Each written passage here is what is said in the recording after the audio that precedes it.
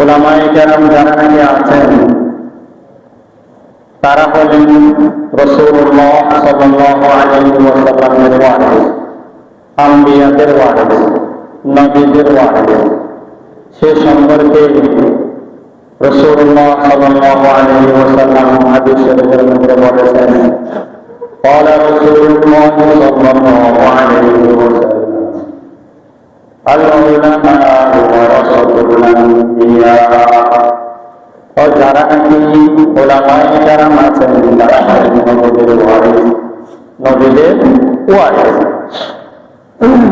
তাহলে রাসূলুল্লাহ সাল্লাল্লাহু আলাইহি ওয়াসাল্লাম নিজেই আলেমদের সম্পর্কে স্বীকৃতি দিলেন, আলেম যারা নাকি আছেন তারা হলেন নবীদের ওয়ারিস। তাহলে সেই হিসাবে যারা আলেম আছে তারা নবীদের কাজ যেটা নাকি আছে সেটা কি করবে? আগায় নিয়ে যাবে। নবীদের দায়িত্ব যেটা আছে সেটা তারা পালন করবে। কারণ রাসূলুল্লাহ সাল্লাল্লাহু আলাইহি ওয়াসাল্লাম হলেন শেষ নবী। রাসূলুল্লাহ সাল্লাল্লাহু আলাইহি ওয়াসাল্লাম হলেন কি? শেষ নবী। কোরআন মাজিদের মধ্যে সেটা স্পষ্টভাবে আল্লাহ তাআলা বলে দিয়েছেন। আউযু বিল্লাহি মিনাশ শাইতানির রাজীম।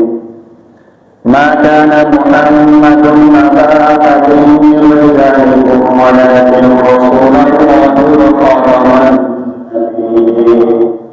এখানে আল্লাহ তাআলা স্পষ্ট বলে দিয়েছেন রাসূলুল্লাহ সাল্লাল্লাহু আলাইহি ওয়াসাল্লাম হলেন শেষ নবী। তাহলে যখন আর নবী আসবে না, তাহলে এই নবীর দায়িত্ব এটা তারা পালন করবে, যারা আলেম আছে তারাই কি করবে? পালন করবে। এই জন্য আল্লাহ রাসূল সাল্লাল্লাহু আলাইহি ওয়াসাল্লাম হাদিস শরীফের মধ্যে এই হাদিস দিয়ে সেটা বলে দিয়েছেন, আল উলামা ওয়ারাসাতুল আনবিয়া। তাহলে নবীদের ওয়ারিস হলেন উলামায়ে কেরাম। তাহলে নবীদের দায়িত্ব যেটা আছে সেটা পালন করবে তারা উলামায়ে কেরাম। কিসের ওয়ারিস? দ্বীনের দাওয়াত দেওয়া, ইসলামের দাওয়াত দেওয়া, আল্লাহর দিকে দাওয়াত দেওয়া, ঈমানের দাওয়াত দেওয়া, ধর্মের কথা বলা, এটাই তো নবীদের কাজ। এই কাজটা কারা পালন করবে? আলেমরা পালন করবে। এই কাজটা আলেমরা পালন করবে, সেটা স্পষ্টভাবে রাসূলুল্লাহ সাল্লাল্লাহু আলাইহি ওয়াসাল্লাম সেটা বলে দিয়েছেন। সেই হিসাবে যদি আমাদের জীবদ্দশায় যদি নবী থাকতো, রাসূলুল্লাহ সাল্লাল্লাহু আলাইহি ওয়াসাল্লামের জীবদ্দশায় যারা সাহাবায়ে কেরাম ছিলেন তারা যেভাবে রাসূলুল্লাহ সাল্লাল্লাহু আলাইহি ওয়াসাল্লামকে অনুসরণ করেছেন, এই জীবন চলার পথে যত ধরনের শরীয়ত আহকাম আছে সব বিষয়ে ঠিক একইভাবে জীবন চলার পথে শরীয়তের সব বিষয়ে তাদের অনুসরণ করতে হবে, উলামায়ে কেরামের অনুসরণ করতে হবে। তাদের অনুসরণ করতে হবে, উলামায়ে কেরামের অনুসরণ করতে হবে। কারণ নবীদের দায়িত্ব এটা আলেমদেরকে দেওয়া হয়েছে এবং আলেমদের দায়িত্ব সেটা আলেমদের সেটা পালন করবে। সে অনুযায়ী উম্মাহ যারা নাকি আছে, যারা রাসূলের উম্মত যারা নাকি আছে অন্যান্য, তাদেরকে সেটা মেনে চলতে হবে। এই জন্য উলামায়ে কেরামের দায়িত্ব যখন নাকি নবী দিয়েছেন এবং সে দায়িত্বই উলামায়ে কেরামদের হবে, সেই হিসাবে যত ধরনের ইসলামের উপরে আঘাত আসে সব বিষয়ে প্রথমে কথা বলেন আলেমরা। সব বিষয়ে প্রথমে কথা কারা বলেন? আলেমরাই কথা বলেন। অথচ আলেমদের শক্তি হলো আল্লাহর শক্তি যেটা আছে এটা হলো আলেমদের শক্তি। ঈমানের শক্তি যেটা আছে সেটা হলো আলেমদের শক্তি। কোন আলেমদের কোন এক্সট্রা কোন পাওয়ার আছে সেরকম?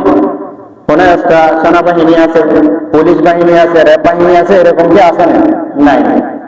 তাদের কোন এরকম বিশাল অঙ্কের টাকা পয়সা আছে সেরকমও নয়। তারপরেও কে কি বলেছে, কে বলেছে সেটা দেখে না।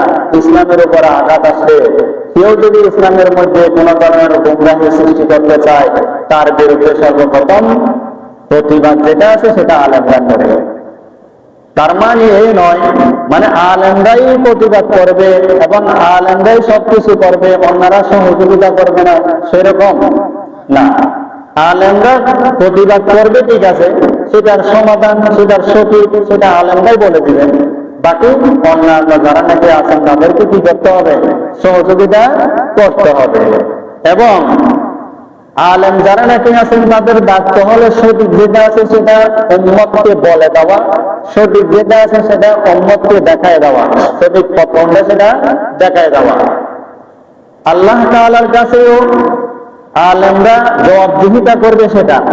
আল্লাহ তাআলা আলেমদের কাছে প্রশ্ন করবেন, আমি যেটা দায়িত্ব দিয়েছিলাম সেটা তোমরা পালন করছো কিনা?